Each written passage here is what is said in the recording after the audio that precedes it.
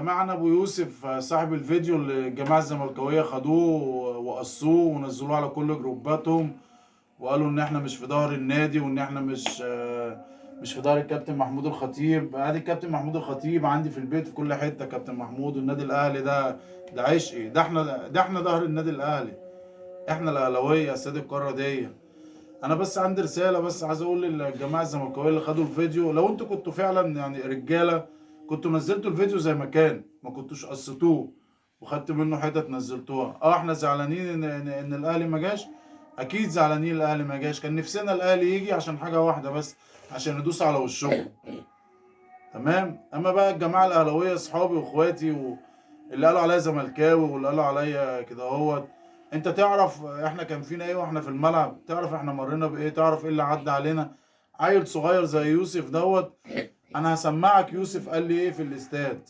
قول يا يوسف، كلم الناس، قول لهم اللي حصل. انت كنت حاسس بايه وكان نفسك تعمل ايه؟ اللي انا كان نفسي الصراحه ارفع اليافطه. هي يافطة يوسف اللي كان نفسه يرفعها يا جماعه، ما رفعهاش. انا الصراحه قلت لبابا ان انا مش عايزه اروح المدرسه يعني بعد الماتش بيوم عشان الباص بتاعي. انا كنت رايح صاحب المدرسه الصبح بدري، ورحت امتحان وخلصت عشان اروح اشجع الاهلي، وكنت صايم، كنت تعبان، وفي الاخر الاهلي ما يجيش ليه؟ الاهلي ما يجيش يا يوسف، ده قرار مجلس اداره احنا بنحترمه، بس ان هو يصفرنا هي دي بس اللي وجعتنا يا جماعه. يوسف اهلاوي، وابو يوسف اهلاوي والله. انا مش محتاج اقول كده، انا بشجع الاهلي من قبل الشباب الصغير بتاع تذكرتي ده، ومن قبل الشباب اللي قبل منه، ومن قبل الشباب اللي قبل منه. انا حضرت ماتش ال6-1 في الملعب. انا هات لي واحد كده مواليد 88 حضر مطوشه ادي للنادي ووقف جنب النادي ادي، مش هتلاقي.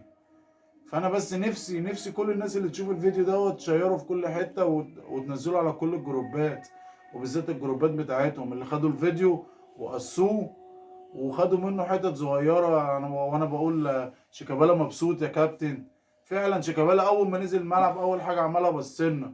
جمهور الزمالك ساعه ونص بيشتم فينا واحنا مش قادرين نرد. يافطة يوسف ما عرفش يرفعها، ما عرفناش نردوا عليهم. كابتن محمود الخطيب معاه حق، معاك حق يا كابتن، بس كنت قول لنا كابتن، كنت قول لنا كابتن احنا اتسلمنا في الاستاد. وشكرا يا جماعه ليكم.